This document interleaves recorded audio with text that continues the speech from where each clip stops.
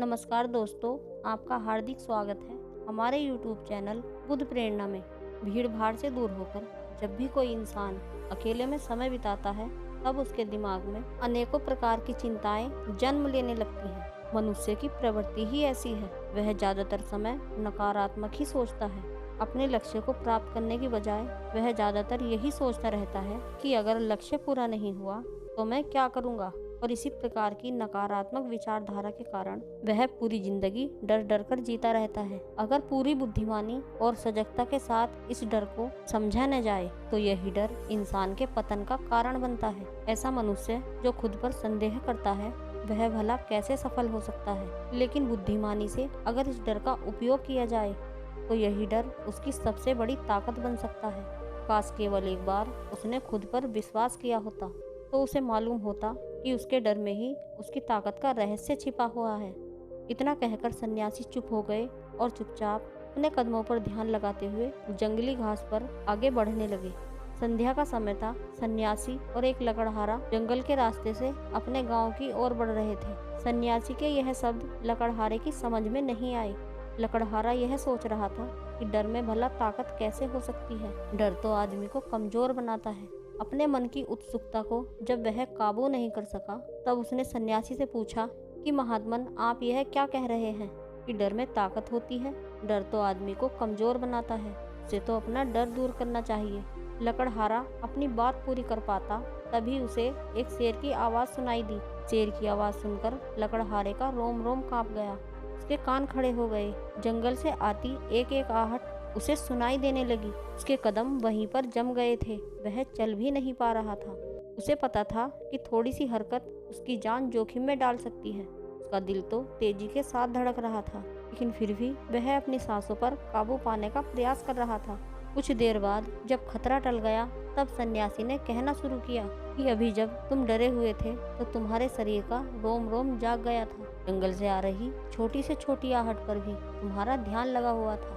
तो इस प्रकार अपने मन के डर के कारण तुम होश में आ पाए, तुम अपना पूरा ध्यान लगा पाए। इससे पहले जब तुम्हें शेर की आवाज नहीं सुनाई दी थी, तब तक तुम अपने विचारों में खोए हुए थे। लेकिन जैसे ही तुम्हें शेर की आवाज सुनाई दी, वैसे ही तुम्हारे सारे विचार गायब होकर तुम वर्तमान में उपस्थित हो गए थे। यदि अभी तुम्हें शेर से डरकर भागना होता, उससे लड़ना होता, तो तुम्हें अपने शरीर की वह क्षमता देखने को मिलती जो आज तक जीवन में तुमने खुद भी महसूस नहीं की होगी। जब कोई कुत्ता तुम्हारे पीछे दौड़ता है तो उस समय तुम्हारी जो रफ्तार होती है तो वह तुम्हारी आम जिंदगी से कहीं ज्यादा होती है। साधारण जीवन में तुम इतनी तेज नहीं दौड़ पाओगे जितना कि एक कुत्ते के सामने दौड़ पाओगे।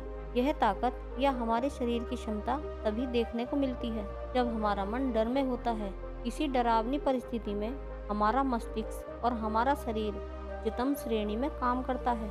जो काम तुम आम जिंदगी में नहीं कर पाते, वह तुम्हें डराकर कराया जा सकता है। जहाँ पर भी तुम्हें डर का एहसास होता है, वहाँ पर तुम्हारी इंद्रियां पूर्ण रूप से सक्रिय हो जाती हैं। तुम्हारे कानों की सुनने की क्षमता तेज हो जाती है, दृष्टि एकटक हो जाती है, पूरी सजग हो जाती है, सक्रियता बढ़ जाती है। और जैसे जैसे वह डर खत्म होता है, वैसे वैसे तुम सुप्त अवस्था में चले जाते हो, तुम सो जाते हो। तुम्हारी इंद्रियां फिर से आराम की स्थिति में चली जाती हैं। सन्यासी ने लकड़हारे से कहना जारी रखा कि परीक्षा से एक दिन पहले जो तुम्हारे याद करने की गति होती है, वह साधारण याद करने की क्षमता से कहीं तेज होती है। परीक्षा के समय सिर्फ एक बार याद किया हुआ ही याद रह जाता है, और यह तुम अच्छे से जानते हो कि यह सब परीक्षा के डर से ही होता है। इसलिए डर को दूर करने की वजह इंसान को यह सोचना चाहिए कि वह अपने डर को ताकत कैसे बना सकता है। जिस प्रकार सुख और दुख, प्रकाश और अंधेरा एक ही सिक्के के दो पहलू होते हैं, उसी प्रकार डर और ताकत भी एक ही सिक्के के दो पहलू होते हैं। जिस प्रकार रोशनी के बिना अंधेरा पूर्ण नहीं होता, सुख के बिना दुख पूर्ण नहीं होता, उसी प्रकार ताकत के बिना डर का भी कोई महत्व नहीं है। लकड़हारा सन्यासी के ज्ञान से बहुत प्रभावित हुआ। वह उनके चरणों में नतमस्तक हो गया और उनसे पूछा कि महात्मन, अंधेरे को तो दिया जलाकर रोशन किया जा सकता है, लेकिन अपने डर को ताकत में कैसे बदला जा सकता है? इसलिए कोई उपाय बताएं। इस पर सन्यासी ने कहा कि डर दो प्रकार के होते हैं, पहला मानसिक डर और दूसरा शारीरिक डर। फिर सन्यासी ने लकड़हारे को समझाते हुए कहना शुरू किया कि मान लो तुम्हें जंगल से होकर गुजरना है और अचानक तुम पाते हो कि तुम्हारे मन में शेर का ख्याल आ गया। अभी प्रत्यक्ष रूप से शेर तुम्हारे सामने नहीं आया है और न ही उसकी कोई दहाड़ सुनाई दी है। मतलब दूर दूर तक कोई अंदेशा नहीं है कि जंगल में शेर मौजूद है, लेकिन शेर का ख्याल आने से तुम्हारे मन में एक डर पनप गया। अब तुम्हारा उठने वाला एक एक कदम उसी डर से अभिभूत होगा। हर समय तुम्हारे मन में यही ख्याल चलेगा कि कहीं शेर न आ जाए। शेर वर्तमान में तुम्हारे सामने नहीं है, यह तुम्हारी कल्पना मात्र है। इसी प्रकार जो मनुष्य अतीत और भविष्य की चिंताओं में डूबा रहता है, वह मानसिक डर का शिकार होता चला जाता है। इसी विडंबना के कारण वह अपने जीवन में जितने भी निर्णय लेता है, वह सारे मानसिक डर से ग्रसित होते हैं। इसीलिए ज्यादातर मनुष्य अपने निर्णय पर भरोसा नहीं कर पाते हैं। यही निर्णय या फैसले जो आधे मन से लिए जाते हैं, वह मनुष्य के कार्य को पूरा नहीं होने देते। लेकिन यह भी सत्य है कि मानसिक डर के कारण ही इंसान अपनी तैयारी पूरी करता है। अगर तुम्हारे मन में शेर का ख्याल नहीं आएगा तो तुम शेर से सुरक्षा के लिए कोई भी कदम नहीं उठाओगे। लेकिन अगर तुम्हें शेर का ख्याल आ गया तो तुम उससे सुरक्षा के लिए कोई ना कोई तरीका जरूर अपनाओगे। इसीलिए मानसिक डर बेकार नहीं होता, वह आपकी सुरक्षा को और भी ज्यादा मजबूत करता है। लेकिन समस्या तब शुरू होती है जब आप चाहकर भी कुछ नहीं कर पाते, लेकिन उसके बाद भी आप मानसिक डर झेल रहे होते हो। उदाहरण के लिए कुछ मनुष्य हमेशा यह सोचते रहते हैं कि उन्हें कोई बीमारी न हो जाए, कहीं उनके साथ कोई दुर्घटना न घट जाए, कहीं उनके साथ कोई धोखा न कर दे। लेकिन इन सब घटनाओं पर उनका कोई जोर नहीं होता है, यह उनके हाथ में नहीं होता है। अगर दुर्घटना होनी होगी तो होगी ही, अगर बीमारी होनी होगी तो होगी ही। अच्छा खान पान और अच्छी दिनचर्या का पालन करने के बाद भी अगर कोई मनुष्य बीमार हो जाता है तो यह उसके नियंत्रण के परे की बात है। अपनी तरफ से उसने पूरी कोशिश की, यही उसका कर्तव्य था, उसमें कोई कुछ क्या कर सकता है। जो घटनाएं इंसान की पहुंच से परे होती हैं, वह उनसे भी परेशान होता रहता है, उनसे भी उसका मन घबराता रहता है और यही मानसिक डर उसके पतन का कारण बनता है। और यही मानसिक डर अगर सही तरीके से इस्तेमाल किया जाए तो मनुष्य समझदार और अनुभवी कहलाएगा। जो इंसान यह सोचता है कि कांटे सिर्फ दर्द देने के लिए ही बने हैं, वह यह भूल जाता है कि कांटे ही फूलों की रक्षा करते हैं। इसीलिए एक ज्ञानी मनुष्य किसी भी चीज का उपयोग सकारात्मक तरीके से कर सकता है, लेकिन एक अज्ञानी मनुष्य जो अपनी अज्ञानतावश उन चीजों को भी छोड़ देता है जो उसके लिए उपयोगी होती हैं। विवेकशील मनुष्य फेंके गए पत्थरों का भी महल खड़ा कर लेता है, लेकिन एक अज्ञानी मनुष्य उन पत्थरों को दूसरों पर फेंकता रहता है। अगर किसी मनुष्य को अपने मानसिक डर को ताकत में बदलना है तो उसके कुछ नियम हैं, कुछ उपाय हैं। सबसे पहला उपाय, अपने विचारों का निरीक्षण करें। अगर आप अपने जीवन में अपने विचारों का निरीक्षण करेंगे तो हम पाएंगे कि हमारे ज्यादातर विचार काल्पनिक होते हैं। तो इसीलिए जो डर उन विचारों के कारण पनपता है वह भी काल्पनिक होता है। ज्यादा सोचने वाले लोगों को जब सोचने के लिए कुछ नहीं मिलता तो वे निरर्थक बातों के बारे में सोचने लगते हैं और वो बेकार के विचार उसे तो परेशान करते ही हैं, साथ ही साथ उसके परिजनों को, सगे संबंधियों को भी परेशान करते हैं। इसीलिए ज्यादा सोचने वाले लोगों को यह समझना चाहिए कि मन में उठ रहे तमाम विचारों में से काम के विचार कौन से हैं और बेकार के विचार कौन से हैं। जो निरर्थक विचार हो उन्हें दूर करते जाओ और जो सार्थक विचार हो उन्हें गहराई से सोचना शुरू कर दो।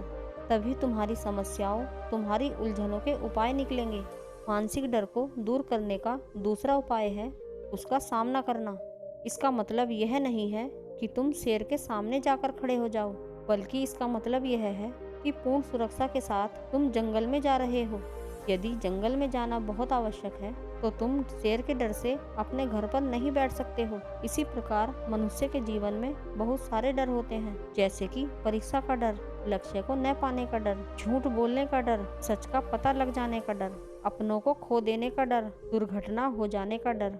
लेकिन जैसे जैसे समय के साथ इन डरों का सामना किया जाता है, वैसे वैसे यह डर जीवन से दूर होते चले जाते हैं। अगर तुम इनसे बचने का प्रयास करते हो तो यह जीवन भर तुम्हें सताते रहेंगे। ये तभी दूर हो सकते हैं जब तुम इनका सामना करोगे। कुछ लोगों को तो दूसरों के सामने बात करने में भी डर लगता है। ऐसे लोगों को अनजान लोगों से बात करनी चाहिए। जितना ही वह लोगों से बात करेंगे, उतना ही उनके मन का डर दूर होता जाएगा। मानसिक डर को ताकत में बदलने का तीसरा उपाय है अपने डर को स्वीकार करना। बहुत से लोग अपने जीवन में अपने डर को स्वीकार ही नहीं कर पाते। अगर आप उनसे पूछेंगे कि उन्हें किस चीज़ से डर लगता है, तो वह साफ इनकार कर देंगे कि उन्हें किसी चीज़ से कोई डर नहीं लगता है। लेकिन दूसरों की नज़रों में ऊंचा उठने के लिए ये झूठ उन्हें बहुत महंगा पड़ता है।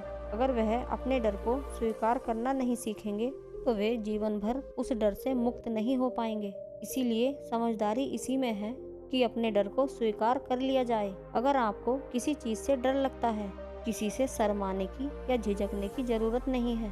हर मनुष्य को, हर इंसान को किसी न किसी चीज़ से डर लगता ही है। जैसे ही आप अपने डर को स्वीकार करते हैं, तो आप पाएंगे वैसे ही आपका डर खत्म होना शुरू हो जाता है। और जितना ही आप अपने डर को छुपाने की कोशिश करते हैं, तो आपका डर उतना ही मजबूत होता चला जाएगा। लेकिन शारीरिक डर को दूर करने के लिए तुम्हें दूसरे तरीके अपनाने होंगे। सबसे पहले यह समझो कि शारीरिक डर कौन सा होता है। मान लो तुम किसी जंगल से गुजर रहे हो और अचानक तुम्हारे सामने कोई शेर आ जाता है। तुमने पहले नहीं सोचा था कि शेर तुम्हारे सामने आ सकता है, लेकिन जब वो तुम्हारे सामने आता है, तब तुम्हारी सारी शारीरिक गतिविधि शिथिल हो जाती है। तुम्हारी सांसें अटक जाती हैं, मस्तिष्क काम करना बंद कर देता है और तुम्हारा दिल तेजी से धड़कना शुरू कर देता है। तो इसीलिए बिन सोची बात जब हमारे सामने घटित होती है, तब हमारा शरीर उस डर को महसूस कर पाता है और यही शारीरिक डर कहलाता है। ऐसे समय में शारीरिक डर को दूर करने के कुछ उपाय हैं, कुछ तरीके हैं। सबसे पहला उपाय तो यही है कि अपने ऊपर संयम रखें। जब किसी मनुष्य के साथ बिन सोची बात घटती है, तो सबसे पहले उसका संयम टूट जाता है और संयम टूटने के साथ उसका मस्तिष्क काम करना बंद कर देता है और इसी वजह से सोचने समझने की प्रक्रिया भी रुक जाती है, क्योंकि हमारा शरीर उसी प्रकार कार्य करेगा जिस प्रकार हमारा मस्तिष्क उसे निर्देश देगा। अगर मस्तिष्क की सोचने समझने की शक्ति खत्म हो गई, तो हमारा शरीर भी शिथिल हो जाता है। इसीलिए अगर कठिन समय में मनुष्य अपने ऊपर संयम रखता है, तो उसका मस्तिष्क सही तरीके से काम करता है और वह सही निर्णय लेकर उस परिस्थिति से बाहर आ सकता है। यहाँ पर दूसरा उपाय समझने का यह है कि जीवन में कुछ भी घटित हो सकता है। जीवन बड़ा चमत्कारिक होता है। वो हमारी सोच के अनुरूप नहीं चलता, बल्कि उसमें कुछ भी हो सकता है और यही जीवन की खूबसूरती होती है। अगर आपको आज ही पता चल जाए कि आने वाले 10 साल तक आप क्या कर पाएंगे, तो आपके जीवन से रुचि खत्म हो जाएगी। लेकिन जीवन अगर एक रहस्यमय किताब की तरह बना रहेगा, तो आप अपने जीवन से कभी नहीं थकेंगे। आपका जीवन आपको आश्चर्यचकित करता रहेगा। इसीलिए यह समझो कि जीवन में कुछ भी घटित हो सकता है, तुम्हारी सोच से परे भी घटित हो सकता है। इसीलिए कुछ अनुमान मत लगा लेना। इसी सोच को कहते हुए सन्यासी ने अपनी बात को खत्म किया और कहा, इन्हीं तरीकों से तुम अपने मानसिक और शारीरिक डर को दूर कर सकते हो और आनंद से भरा हुआ जीवन जी सकते हो। तो दोस्तों, यह कहानी आपको कैसी लगी, अपनी राय कमेंट में ज़रूर लिखना। और अगर वीडियो अच्छी लगी हो तो वीडियो को लाइक, चैनल को सब्सक्राइब करना न भूलें। हम फिर मिलेंगे ऐसी ही किसी ज्ञानवर्धक कहानी के साथ। तब तक के लिए धन्यवाद। नमो बुद्धाय।